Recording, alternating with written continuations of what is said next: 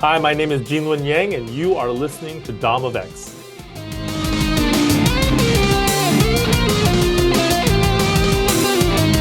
Hello, everybody. I am Dom of X, comicreleases.com assistant editor, and today I have the pleasure of talking to somebody who I've met twice, 5 years removed from that experience, but you know him from American Born Chinese, Saints and Boxers, Shang-Chi, New Superman, also Superman, Action Comics, and everything else alike. Superman Smashes the Klan, Dragon Hoops. I am talking to none other than award-winning creator Gene Luen Yang. How are you doing today, sir? Good, good. Thank you so much for having me on your podcast, Dom. I'm excited to talk comics. I am excited to talk to you as well about the entire world of the amazing graphic novels and everything else that you have done and that we are part of it. But before we get into that, I always ask this question before every interview. How did you get into comics? How did you get into the medium?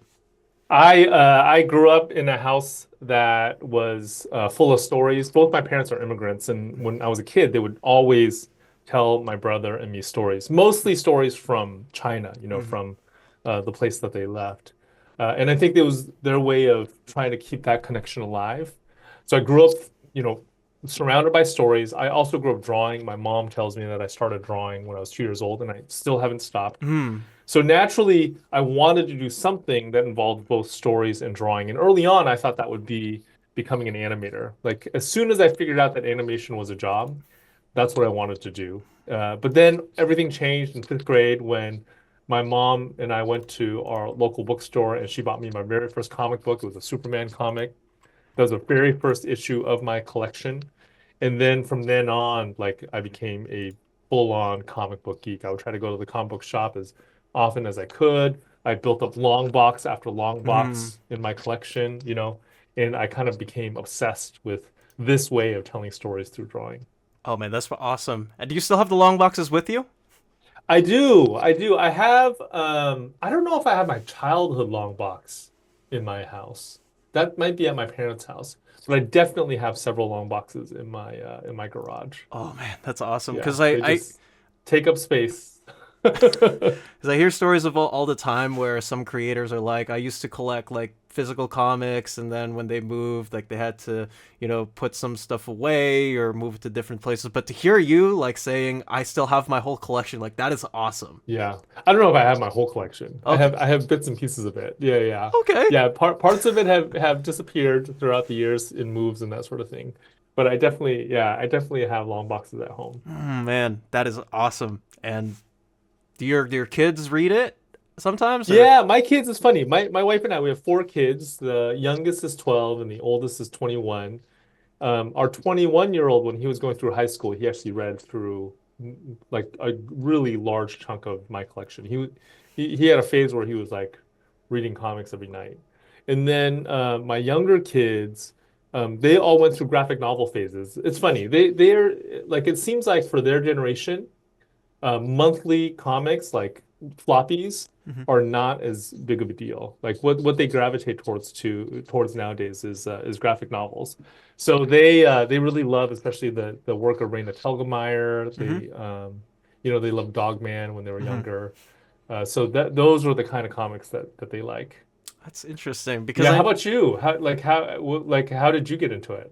I got into comics when my uncle gave me a copy of Green Lantern number 25 by Jeff Johns and Ivan Oh, Reyes wow. during the Sinestro Corps War. And he told me, hey, there's this really cool intergalactic force that protects the universe with their rings and these big weapons that they can create with their mind. And Yeah. since then, I've been fully delved into it. Like my cousin in the Philippines and the same uncle, they would give me trade paperbacks of all of the New 52 stuff that was coming out. Oh, cool. So that was your entrance, was New Yeah. 52. So Okay. so I got random issues of John's and whatever he was doing like from kindergarten onward. So it was like every single time we go back to the Philippines, my uncle would have like this small stack of like 3 to 4 comics of Green Lantern.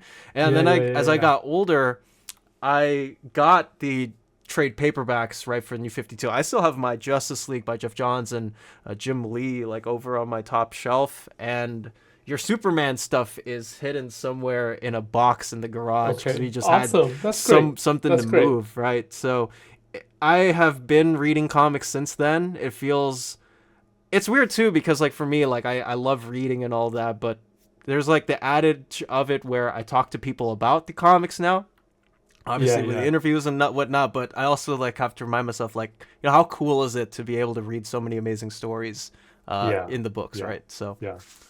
uh, Yeah, that's great. That's great. So you're a New 52 fan. That's what got you in. That's indeed, great. yeah, it feels weird, but I don't think without it, I probably wouldn't be talking to you right now Yeah. if it had not been for that. Yeah. Yeah. I remember when, I'm significantly older than you. So I was very much an adult when New 52 came out. Like I think I might have been a dad already. Mm, Um and um and I remember the energy that was around the DC universe when the New 52 debuted. It was really awesome. It was awesome to see like all of this attention that was being given to this, fairly old universe, but a reboot of this very old universe. right, and a lot of different characters too, because you got to write Superman at the tail end of it with I DCU, did. and how Yeah, how was that's that that's when process I got along? in. Yeah, that's when I started working for DC Comics. I mean, it was kind of a nutty experience. I was a high school teacher for a very long time. I taught computer science at a high Hmm. school in Oakland, California. And when I entered comics, it was the 90s. Everything was just super bleak. Right. Like Marvel had declared bankruptcy. Hmm. And I remember the very first comic book convention, the very first San Diego comic book convention I went to. I dreamed of going to San Diego Comic Con. Like I'd gone to smaller local conventions, but I dreamed of going to San Diego Comic Con. And I went maybe a year or two after I graduated from college. Um, and I remember the Sunday of that convention, it felt like there were more exhibitors on that convention floor than there were attendees. Like it was very bleak. So I did not think that making a full-time living at comics was even viable. And I still wanted to do comics. I just thought I'm going to self-publish. I'm going to do mini comics, and maybe every now and then I'll get something professionally printed, and then I'm going to teach. That's how I'm going to feed myself, is I'm going to teach high school. Right. That was my plan when I was in my 20s. And then over the course of the next 10 years, things really shifted. Like the comic book industry in America kind of had this revival. It had this huge brand new section of young adult graphic novels that the stories that I was telling as self-published graphic novels kind of fit into, you know what I mean? Hmm. And then eventually, like American Born Chinese came out in Hmm. 2006, and then after that, I went part-time at my high school job. And then in 2014, I think, my agent got a call from DC. Like she, and I think I want to say it was Dan DiDio had a talk, Oh. and then I got offered the chance to write Superman. And that's something I just could not turned down. Right. I'd been offered chances to write monthly superheroes before that. But I'd always turned it down because it would mean that I would have to leave my teaching job, and I really liked being a high school teacher. But then it's Superman, right? Like what kind of comic book geek turns Superman down? So I had to say yes. I ended up leaving my teaching position, and I've been doing comics full time ever since. That is a pretty interesting, incredible story just to hear. Yeah. Like, I mean, no one's gonna say no, right? Whenever someone says, "Hey, you got a chance to write Clark Kent," right, as Yeah. in a comic book, like I could not have imagined like the emotions that were going through your head. Like, I get a chance to write Superman. Like, how many people often get a chance to say that, right? Yeah, yeah, that's right. It was a thrill. It was also like to be honest, that first year working for DC was also the hardest year I've ever had in comics. And part of that is because I came from the world of graphic novels. The rhythm of writing a graphic novel is very different. I was able to do it while also being a part-time high school teacher, because the deadlines are negotiable. Like it kind of the graphic novel side of the comic book industry kind of works more like the novelist side of the book industry, right? When a novelist is figuring out when to turn in their novel, they kind of negotiate with their editor on due dates and such. Certain famous novelists are famous for blowing their due dates, but in superhero comics, That is just not the case. Like it comes out every month. You need to hit your deadlines, and it just took me a while to get used to that rhythm. It also took me a while to get used to writing in a shared universe, Hmm. and making sure my stories match up with what are happening in other books. But it took a while. Once I got used to being in a superhero universe, it got really, really fun. But that Right. first year was really hard. Right, because you were part of that DCU initiative, right? Where it was like we're gonna change a little bit of some of the characters that you Yeah, that's right. talk about. That's right. You had Yeah. the I don't know if like, you had the opportunity to not write like not only write Clark, but do it where he's coming out with, hey, like I'm Superman. Batman was Jim Gordon at the time. Yeah, A that's lot of right. other characters Yeah, were that's right. sort of different, but Yeah. I think when you, at least from my experience, like when you hit that stride with New Superman, with Kenan, and being able to write him in a way, I guess like did that elevate your spirit, saying like, hey, I know how the job works now. Yeah. This is somebody Yeah. that I can enjoy writing. Yeah. How did that work out? Yeah, absolutely. I mean, I'm really grateful for my time on Superman, in part because I got to work with like um, Greg Pak and Pete Hmm. Tomasi and Aaron Kruder and these guys who are super experienced Hmm. in superhero comics, right? And I felt like I just learned so much by working very closely with them. And eventually, like when New 52 ended, I mean, I guess it wasn't really an end. It was when they had Rebirth, right? When they had DC Rebirth, I got to write New Superman. That was a project that I originally was very hesitant on taking. Like they talked to me about it, and I turned them down because I just felt like um, I thought there were so many like potential potholes that I could fall in by writing a Chinese Superman, right? I'm like my family background is my mom's father worked for the nationalist government in China. I don't know how familiar you are Oh with yeah, yeah, Chinese history, but that was yeah. the government that was in Hmm. place before the Great, Communist great, Party came into right. power. And then as the Communist Party came into power, uh, my grandfather's family kind of got pushed out, Mm, right? And they basically had to run for their lives. right. So I grew up in a house that had some very strong feelings Hmm. about the Chinese Communist Party. And there's definitely a love of Chinese culture, but there was a lot of strong opinions about like the Chinese government and what was happening in modern China. It took a little while for me to realize that things are a little more nuanced, in modern China especially. But because I came from that background, I was like writing a story set in China, set in modern day China. I'd never lived in modern day China. I had a lot of trepidation about it. But then I got called into the DC offices. It was shortly after they had moved from New York to Burbank. I went in for a series of meetings, and Jim Lee, who I'd admired since I was in high school, Hmm. he called me into his office, and we had this talk. He told me that it was his idea to have an Asian member of the Superman family. It was actually him and Jeff Johns. Jeff Johns' wife is an Asian American as well. So they wanted like an Asian member of the Superman family, and we talked for like an hour. I don't totally remember what we talked about, but it's Jim Lee, and I Right. just I could not say no to Jim Lee. So I said yes, and it ended up being like fantastic. It was so fun. I worked with Paul Kaminsky, who Hmm. is, he's still an editor at DC He's still Comics. editing, yeah.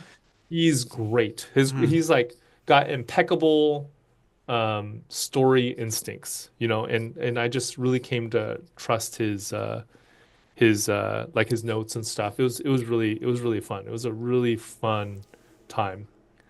That is awesome to hear, that it was gratifying for you to be able to tell unique stories in the semblance of a larger universe, and even throw in some characters like Flash and what Williamson was doing in his run over That's with you. right. And I think, like, me reading along, like, I could tell you were definitely a lot more, or getting a lot more comfortable with the stories as you moved along, and it was super nice to see, like, hey, Kenneth's doing the stuff with the Justice League or other Justice League members, and it felt a lot more cohesive. And that's, I think, what makes a lot of the book for me, is like you get to see the experience of somebody who's living in modern day China, but also get to see he's part of a bigger universe too, and that was Yeah, awesome. yeah. Yeah.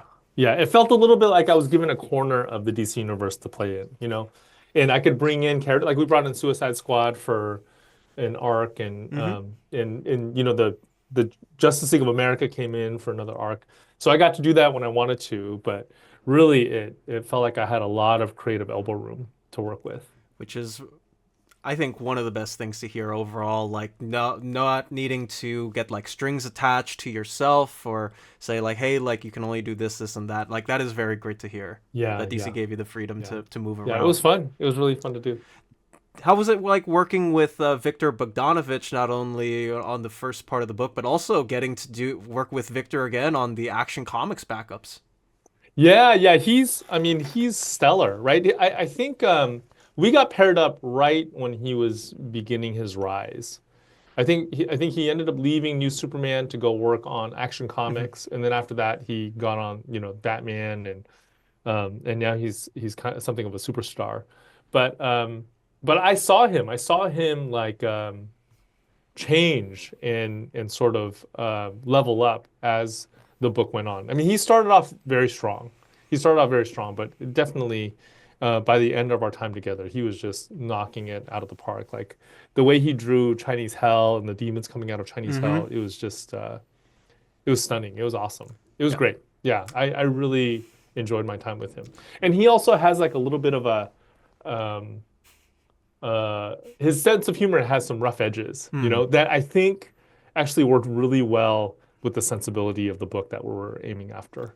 So it was awesome. That is great to hear. And I could tell, like, even when you got on the. Actually, you know what? That's actually another question I had was you recently, again, worked on the backups in Action 1058, 1059. And as you said earlier, Paul Kaminsky, who edited your book back in Yeah. 2016, he's still editing all of the Justice League titles at DC.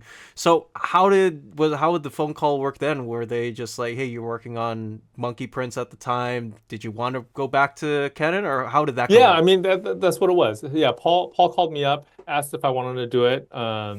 He wanted to get the team back together, and we did it. It was fun. It was awesome. It was great to, dip a toe into that world again. Hmm. And I don't know if you're catching up on regular action now because Mark Wade is using Yeah. Kenan in a lot of Yeah. his stories, Yeah. and Philip Kennedy Johnson. How was it like seeing a character that you created being used by others now? Yeah, I mean that's kind of the dream, right? That's one of the benefits of working in a long-standing universe like the DC universe is that you hope that you'll make a contribution into that universe that kind of extends beyond yourself or Hmm. your own work, or that becomes a part of something that's living, that's something that's bigger than you.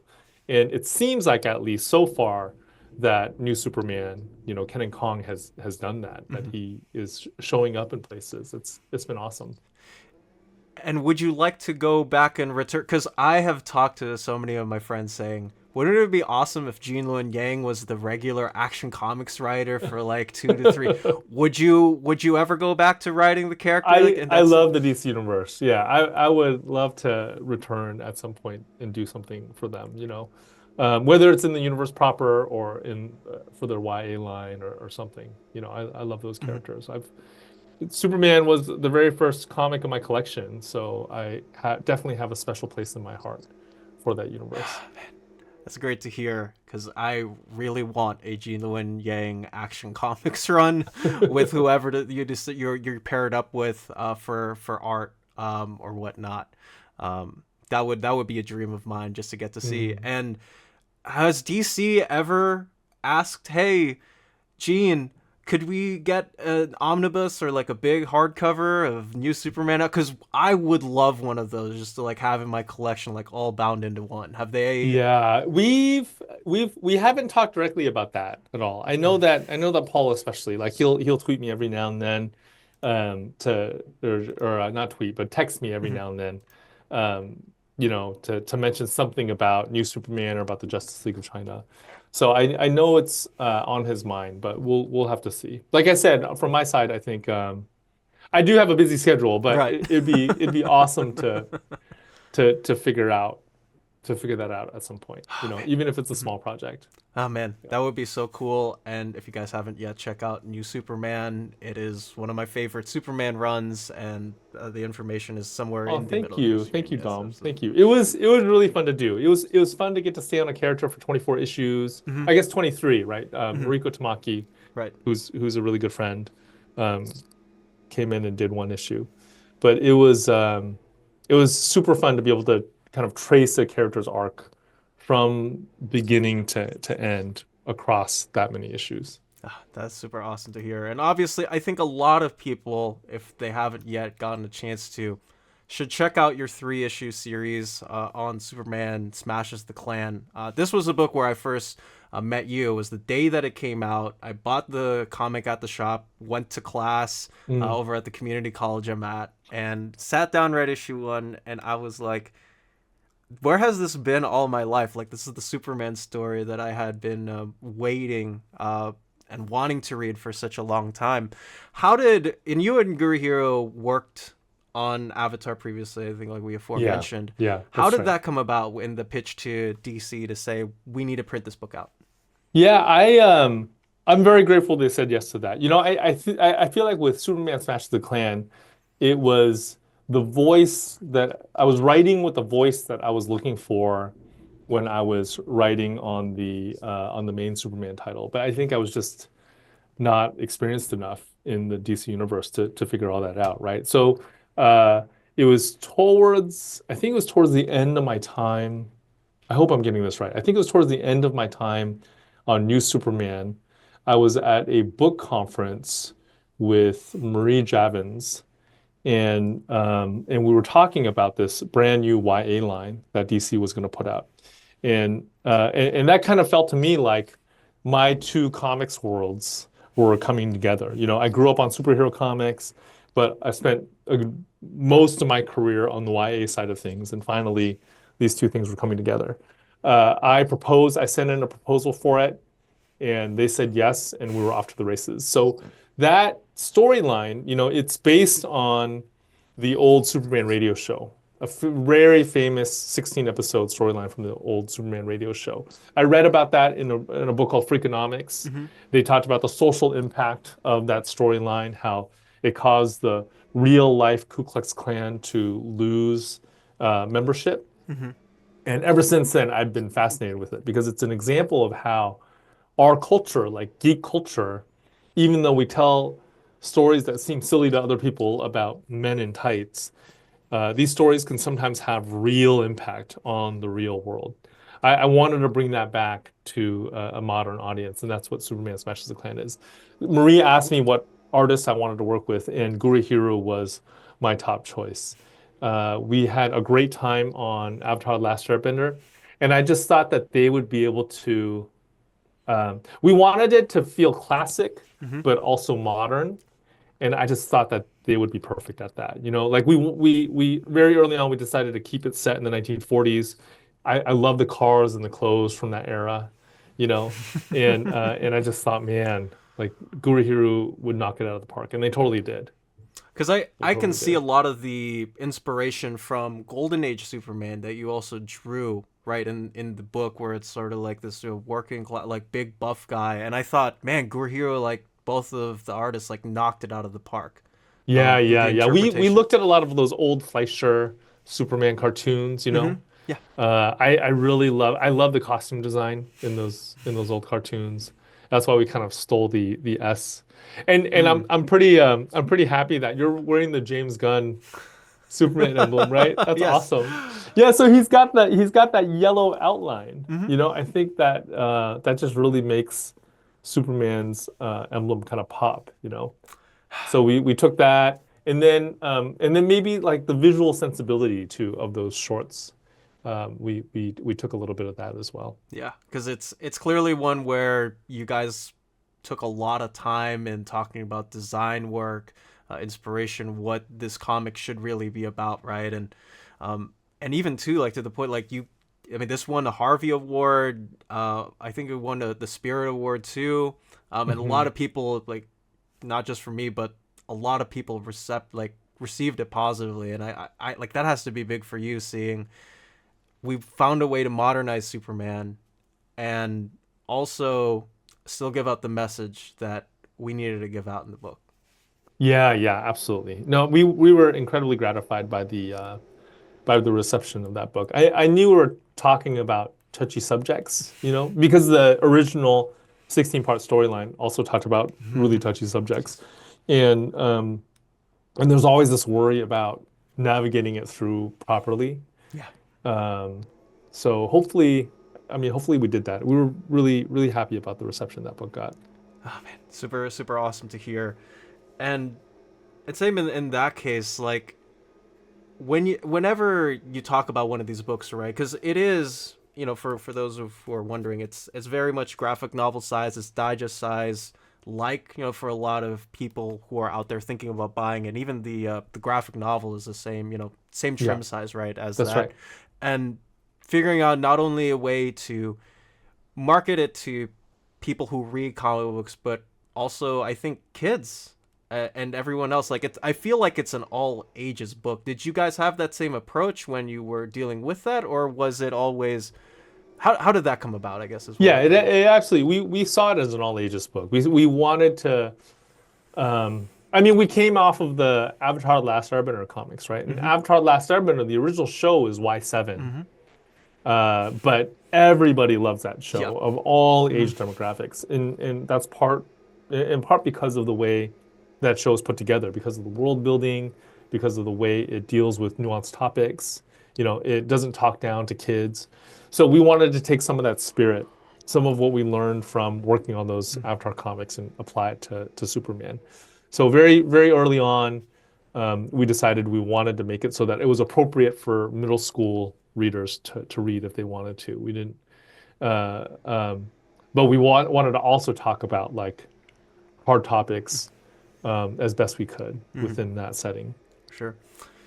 And this is an interesting case too because it is a 3-issue series, but like you aforementioned, a lot of people not only know you for your serialized magazine type work in comics where we have issue 1, 2, 5, 10, etc. with long runs, but you also do books where it's one and done, put it out just in that one thin one. Was it always meant to be 3? Like, were you always writing for the full finished size? Was it always meant to be 3? How did that Yeah, work? it was designed for the full finished size for sure. Yeah, it was. We wrote the 3-issue miniseries with the collection in mind. We wanted to break up that story into 3 chunks. We wanted each of the chunks to have a beginning, middle, and end. But really, I was looking at the whole thing as a cohesive whole all the way through. And just to even touch like on the heavy subject, right, that it's about, Yeah. because obviously it's not something that is meant to be dismissed lightly, right? I mean, the Hmm. book, you guys very much tackled on racism, bigotry, and xenophobia, in the book. How did you guys manage to figure out the nuances of it and also being able to display again, like, not just the message but make sure that the like everybody understood like what you guys were trying to say in this Yeah, book. it was hard. I mean, Marie was super helpful on that, and we had um, another editor by the name of Diego, and even though he's not credited, Paul Kaminsky also gave me notes on Mhm. that book that were super helpful. So I think uh, a lot of that was relying on our editors. Marie's just a fantastic editor. I think there's a reason why they put her in charge of the whole universe. It's Right. because she's just she's really incredible, and especially with the nuanced stuff. I think she was able to. She was really sensitive. She was a very careful reader, and she put a ton of thought and heart into editing that book, which I'm super grateful for. So that was a big part of it. Part of it was also doing a lot of reading. I did a ton of reading about the radio show and about um, what America was like in the post-war era, about Asian America in the post-war era. I mean, in the original show, the whole thing kicks off when a Chinese American family moves into Metropolis, Mm-hmm. and then these hooded racists come out and they burn a cross on the family's lawn, right? And And my initial thought was like, why did they choose a Chinese American family to do that in the original? It seemed like to me that the obvious choice would be an African American family moving into Metropolis. But then when I did my historical research, it made sense why it was Chinese American. It's because um, World War II had this really tremendous effect on the image of Chinese Americans in America. So before World War II, Chinese Americans were kind of seen as like these drug pushers and these criminals, you know? Like Chinatown wasn't a place where you would go to visit. It's actually Right. a place where you would go to buy drugs. Like that's kind of the reputation, right? And and then World War II happens, and after Pearl Harbor, almost overnight, the stereotype about Chinese Americans changes because America realizes that we need China as an ally in the fight against the Empire of Japan. So almost overnight, the stories that are told about Chinese Americans stop portraying them as criminals and start portraying them as like loyal Americans. Uh, and Chinese Americans are like the only non-white soldiers that are able to integrate into white regiments in the army at the time. You Right. know, like that wasn't true of African Americans. That wasn't true of Japanese Americans or Latinos or anybody. It was Mhm. just Chinese Americans. It was purely to build that allyship with China. So then after World War II, Chinese Americans were the only ones that were allowed to move into white suburbs. And even then, they faced a ton of Mhm. racism, right? They like people would burn trash on their lawns and Mhm. that sort of thing. But at least they were able to buy the house, Right. which was not true of anybody else. So I think that's why they chose a Chinese American in the show. It's because they were the only non-whites that were able to do it after World War II. There's it's clear that you had a lot of research behind this, and I think that's actually one thing that a lot of people like sort of tend to gloss over is like we talk about, hey, this is what happens on the battlefield, or this is what's Hmm. happening in the grander scale of things, but we don't look at the cultural sociological aspect of it, which is something that I think you guys did a really really great job in tackling in the book, and I think it shows. um, Mm-mm. Well, and thank yeah, you. Thank you. yeah, it's because I think some of like that is really at the base of storytelling. And even so too, I saw this so much in Your American Born Chinese and Dragon Hoops, where it's a lot more the sociology of it and trying to figure out, is there a story that I can tell here instead of, I guess, the macro of it. You looked at the micro, and I think you guys did a really good job of sounding on Mm. that, Thank you. Thank you. of course. Yeah, we Um, were nervous. We were nervous before it came out, but we're thankful that the book got the response that it got. I'm really happy for you guys too. And go to your local comic shop or whichever retailers that are available to you guys for just $16.99. The 3 issue series can be in your hands. It is one of the most wonderful reads and very, very well thought out books that I have read of anything in the last 5 years. So, very, very big thank you to you guys for that, Thank you. Thanks, Tom. That's nice of you to say. of course. And obviously you continued on with your DC career after this with both the Terrifics, which I talked to you about this a little bit before backstage. You're now getting a complete collection of it. It's like a 760 pager for $59.99, but all of your run is on that. That's And awesome. yeah, so how did that all work? How did that transition between you and Jeff Lemire? How did that all come about? Well, I mean, I'm a Jeff Lemire fan. I was a fan of that book. I was a fan of Perfects. I thought that the energy in Jeff's writing was incredible. I thought it was really fun. There was Mhm. something. It was definitely a modern book, but there was also like a 1960s energy to it that I really appreciated. Um, so I would write Paul. I would write Paul Kaminsky, who was editing the book, about how Mhm. much I liked it. And then at some point, Jeff decided to leave, and Paul emailed me and asked if I'd be willing to pick it up, and I said yes because I'm a fan of that run. You know, I mean, I think my heart is still with Jeff's issues.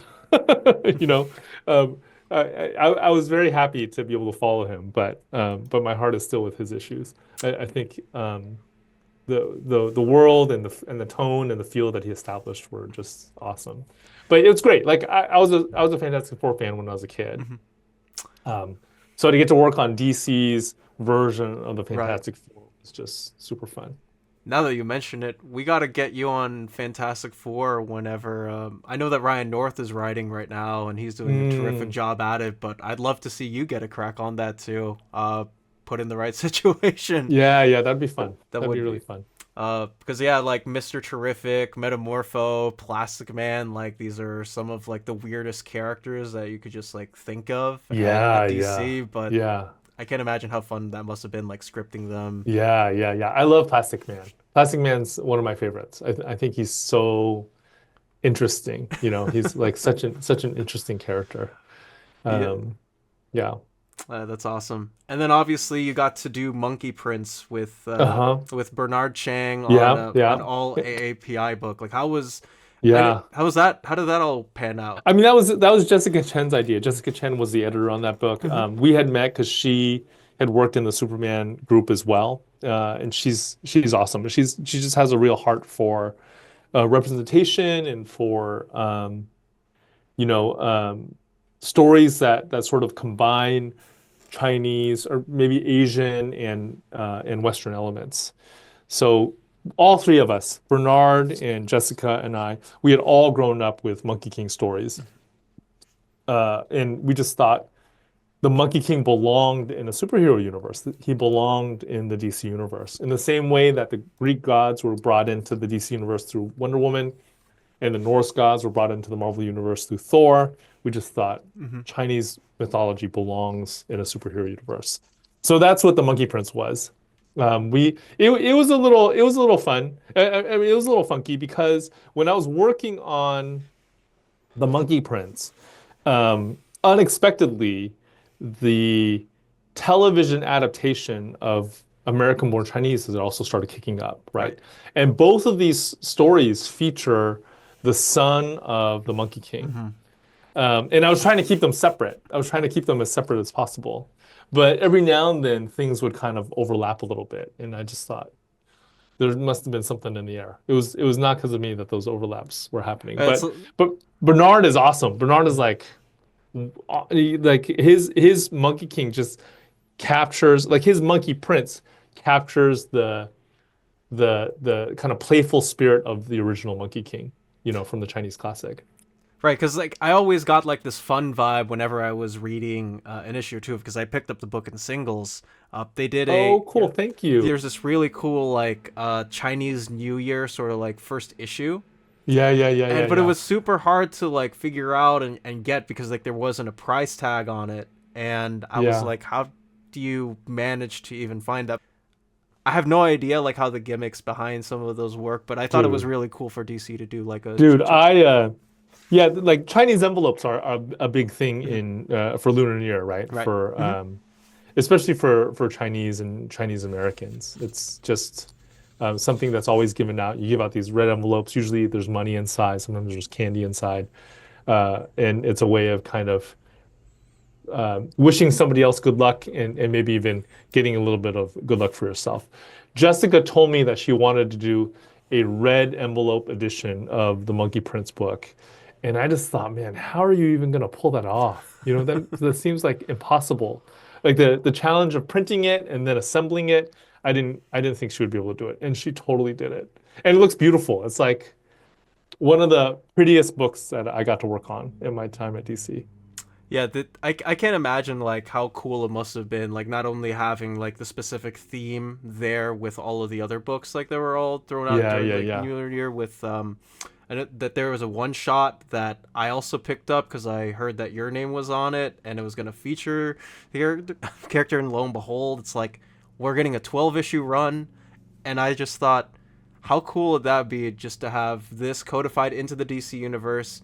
Somebody maybe picks it back later, but you got to write Batman in it and get some of the other Uh-huh, characters uh-huh, in it too. So uh-huh.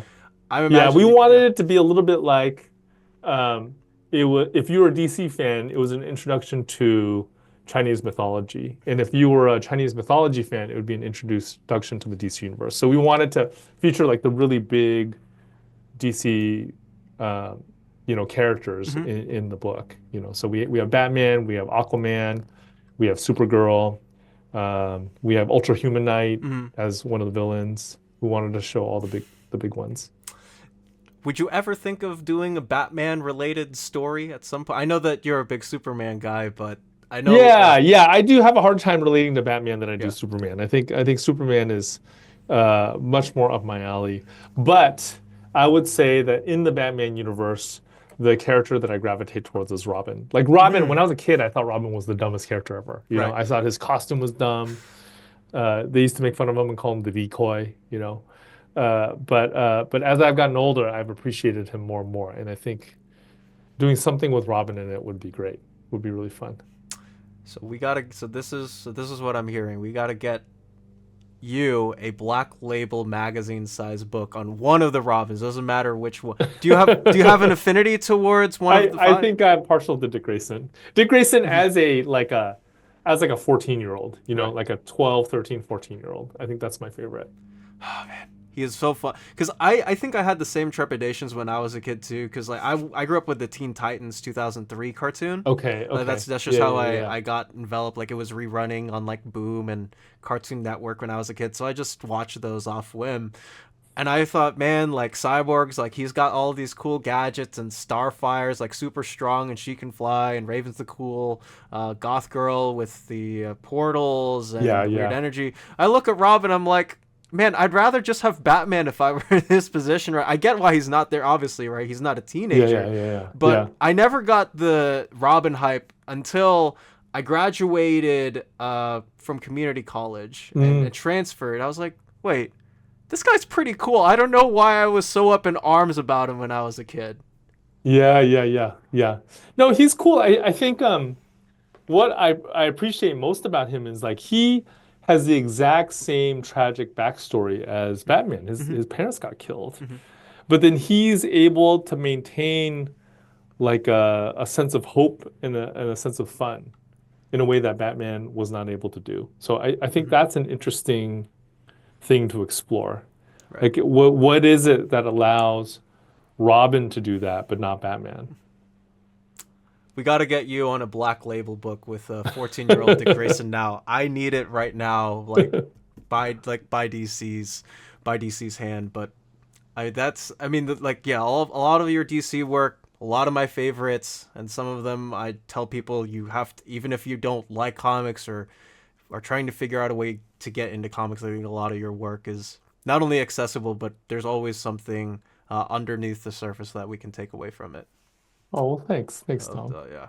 Um, I would also like, if I may, to ask you about some of your graphic novels slash regular creator owned work, and I have Sure.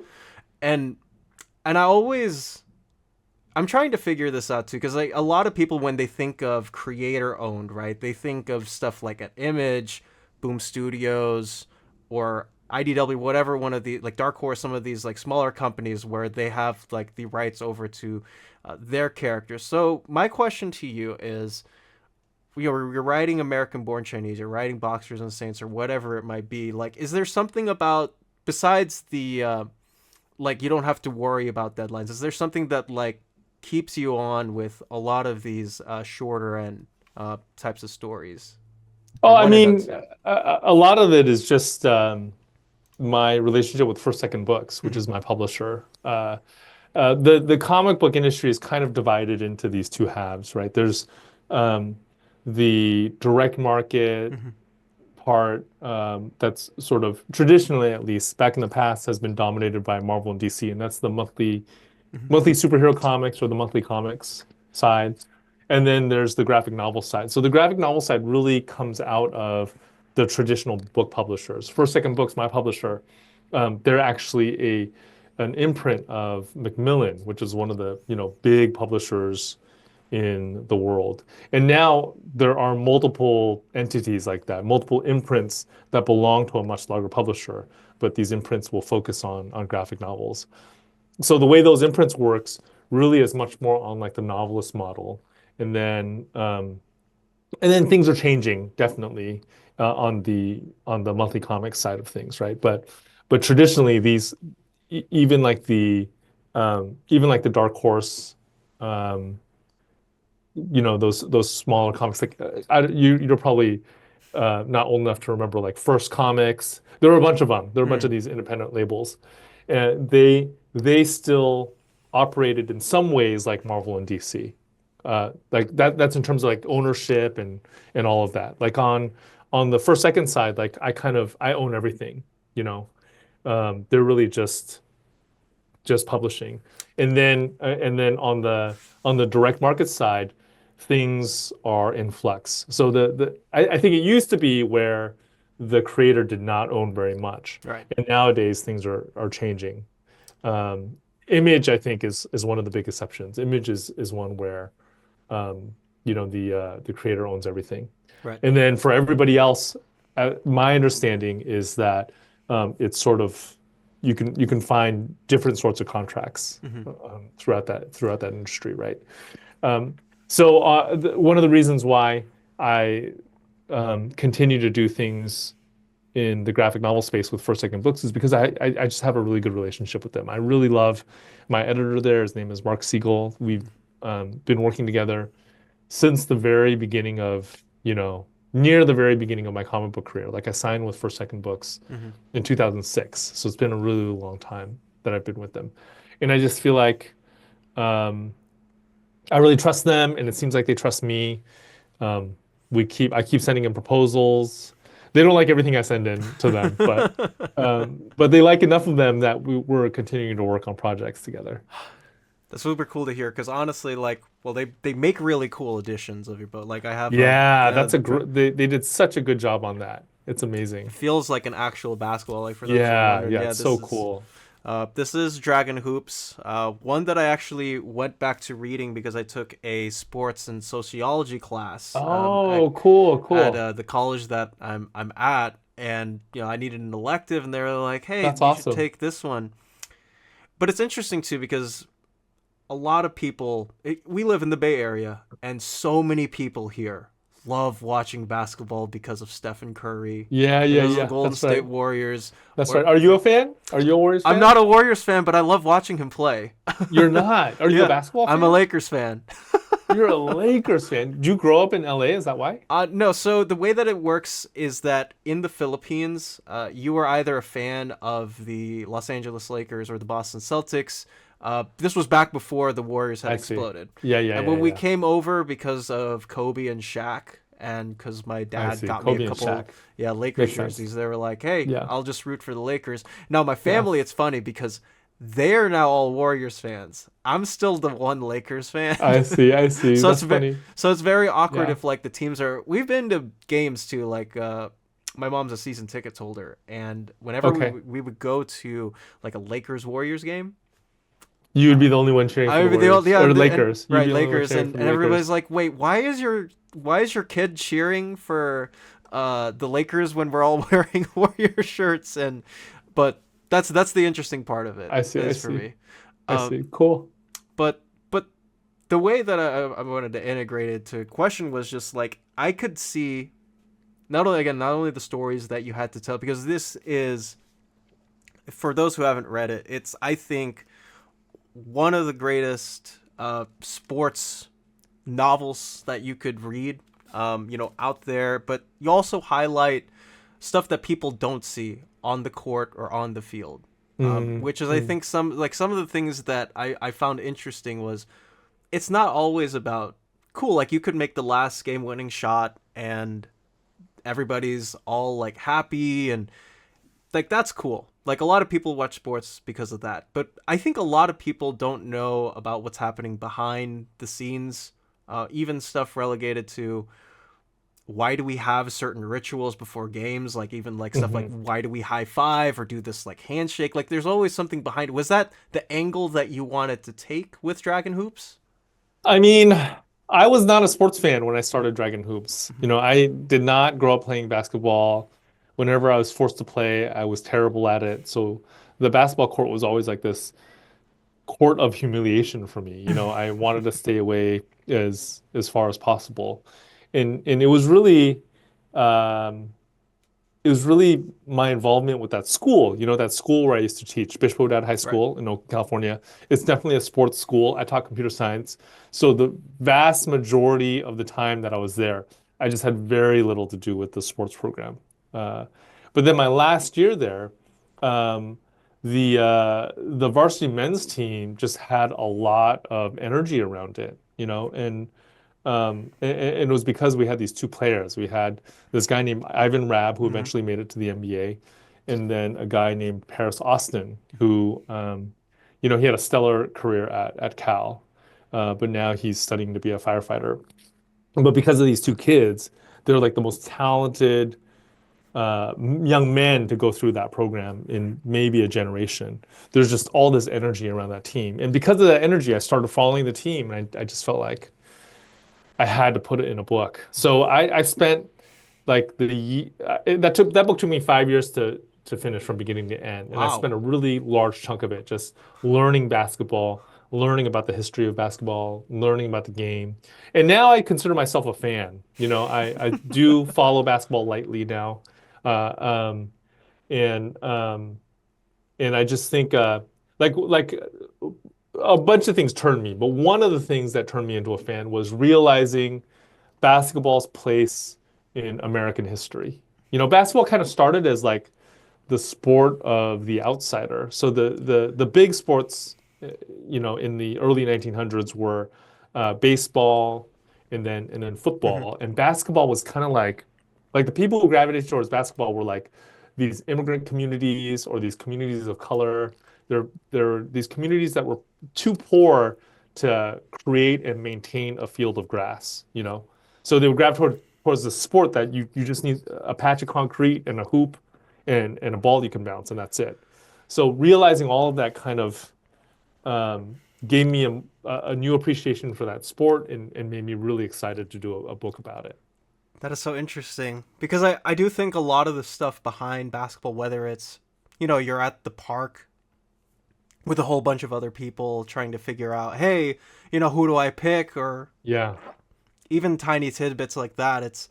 There's always so many different types of people playing basketball, the reasons to why they do it, whether, like in the book, you highlighted some people play it for religious reasons, or Yeah. some people do it because their school that they go to like has a program. Some other people want to do it because they want to get to a spot where they want to be successful or famous. There's I feel like there's always something or a motivation to why somebody decides, hey, I want to play a sport, I want to participate in the sport, and it's not just I'm really good at the game. Like other people have differences for it, and I think you really did a really great job highlighting that in Well, the thank book. you. Thank you. Yeah, I mean those backstories were really interesting. You know, I got to know all of the players to a certain extent, and I ended up having to choose which ones I wanted to focus on. I feel like I could have made that book twice as long and talked about more of the players, but um, it's I think for me that was an in into the sport. You know, like what I realized was every 4 years we pay a ton of attention to the Olympics. You know, Right. we pay attention to these sports that we normally don't care about at all Mm-hmm. during all of the other years. And part of the reason why we pay attention to things like gymnastics or whatever is because of the way um, the Olympics coverage kind of lets us get to know the athletes. Mm-hmm. Because once you get to know them as human beings, then watching them perform, watching them play just becomes that much more engaging. So that's what I wanted to do with Dragon Hoops as well, is to let you get to know these players so that when you see them Mm-hmm. play, you know, in the chapters where they're actually on the court, it becomes that much more engaging. You'll want to root for them that much more. Because the human connection is there, right? I think that's Yes. one thing that we're all trying to find in a story, right? Like, not every single person I know on this planet can put a basket through the hoop. Like, that's not how it works. But if you Yeah, can yeah, yeah. find something inside of there where you're like, wait, that player's just like me, or they're going through the same thing I did, or Yeah, their that's story is right. similar. I mean, I feel That's like right. that's the heart of what you were trying to get with this book. That's right. That's right.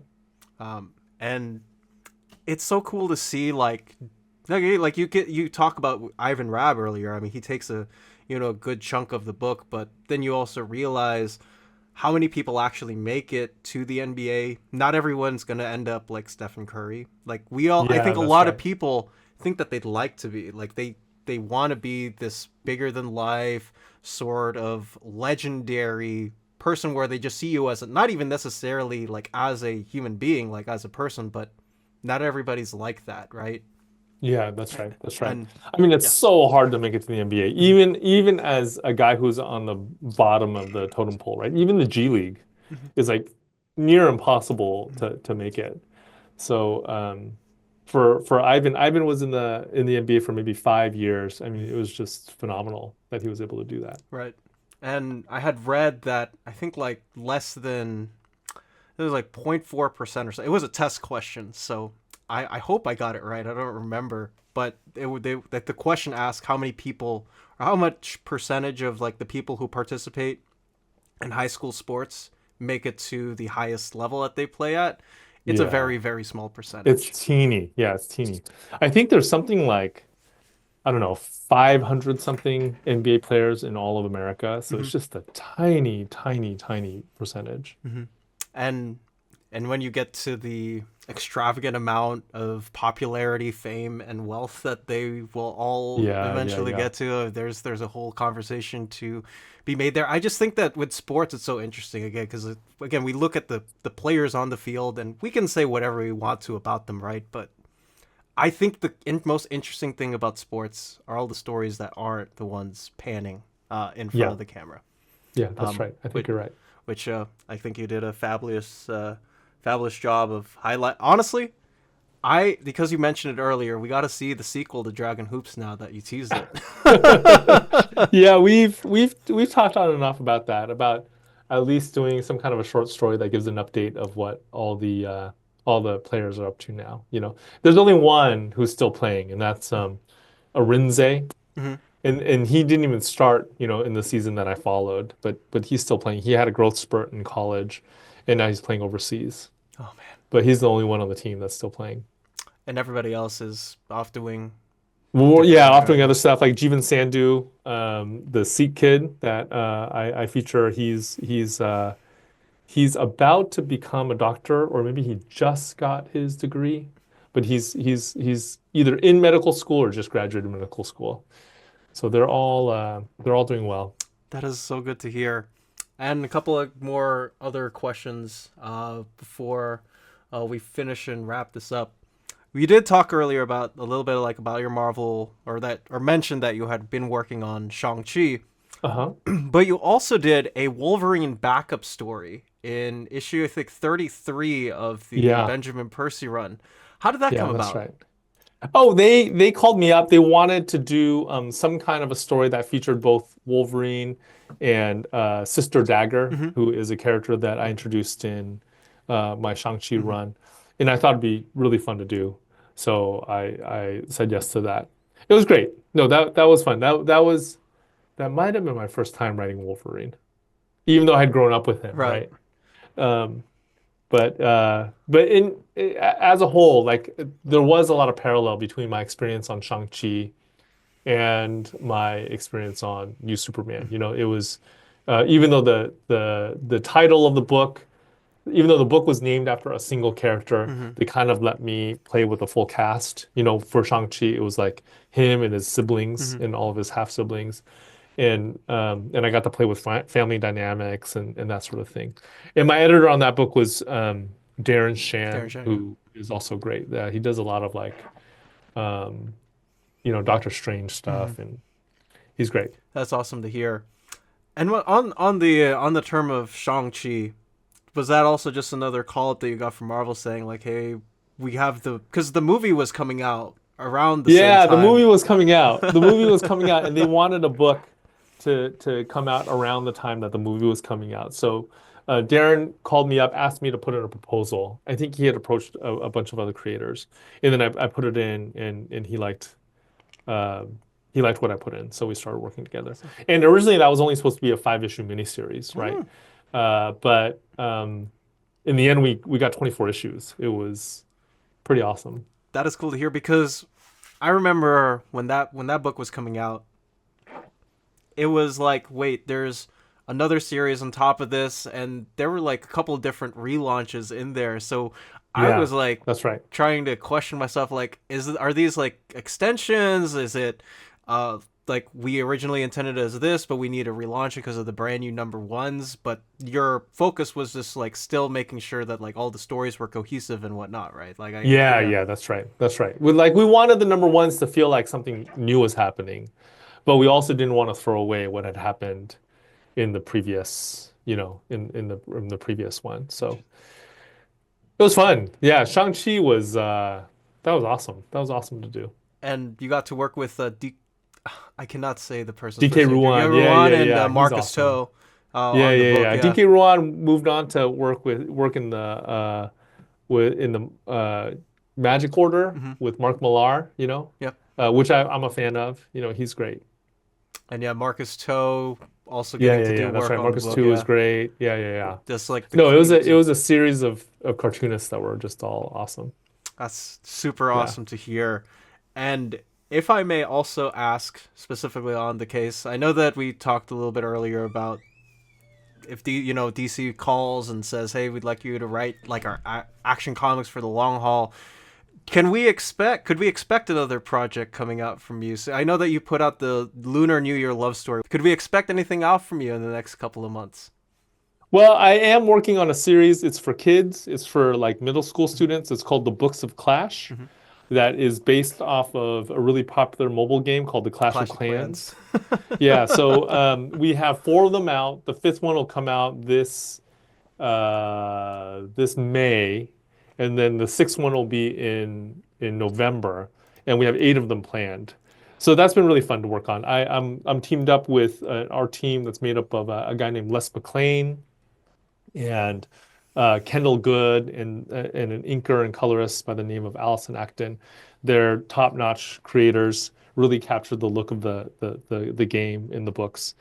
And part of the idea behind that was we want to take these gamer kids and turn them into Mm, graphic novel readers, mm.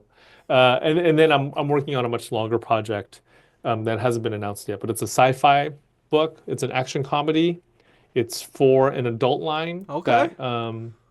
that Macmillan is putting out called 23rd Street. It's with my same editor at First Second, so it's like an adult line for First Second. And this is like, I mean, it's a little nerve-wracking for Hmm. me to work on because this is the first time. This is my most violent book by far, and it also has like a lot of F-bombs. I don't think Mm. I have a single unbleeped F-bomb in any of my I work. can't. I've read a lot of your stuff, and I can't tell you a single time where I'm like, Yeah, I don't yeah, think there's I've a ever swear done an word. F-bomb. This is gonna be lots of F-bombs. It's gonna be a lot Wow. of F-bombs. Usually Yeah. not, but like I know that like you usually touch on heavy subjects in your comics, but never have I been like, wait, why is there a swear word here? Because Yeah. yeah. Yeah. Yeah, I'm hoping we'll see how it comes out. But I'm hoping it's like meaningful violence and it's meaningful F-bombs. Like there are reasons behind both of Mm, them, but we'll see. We'll that's see. good to hear. It definitely feels like new territory for me. That's good to hear. And are you? I know we mentioned it earlier because of the shirt, but are you excited for the Superman movie I that's am coming up? excited. I was excited about that trailer. I'm a Mr. Terrific fan, so Mhm. to see him show up was pretty Mhm. awesome. I also love that old Justice League with Giffen and Mhm. DeMatteis and Yeah. Oh McGuire. yeah. So to JLI's. see, Yeah. yeah, yeah, yeah, yeah. So to see Guy Gardner show up was also awesome. It was great. I'm super excited. Yeah, me too. Because they put out a picture of the people I guess who saw like the stuff earlier. Like I think Scott Snyder was there, Dan Jurgens, and a couple of the Superman creators there. Yeah. I was like, man, where's Gene? No. Yeah, no, it was fun. uh, Yeah.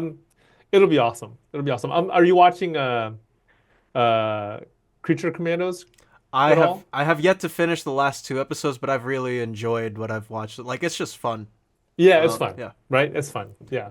It's and fun. yeah, It feels fresh. It's got a little bit mhm, of attitude to it. right. It's great. And I can't wait to see. Like I love Superman, but man, I like to see him done like that, like on screen. Like I can't wait to see like what Gunn and the rest of like Corn Yeah, Sweat yeah, and yeah, everybody else yeah, has shaped yeah. up. It'll be great. Will be. Well, Gene, where can they find slash follow you on the social medias?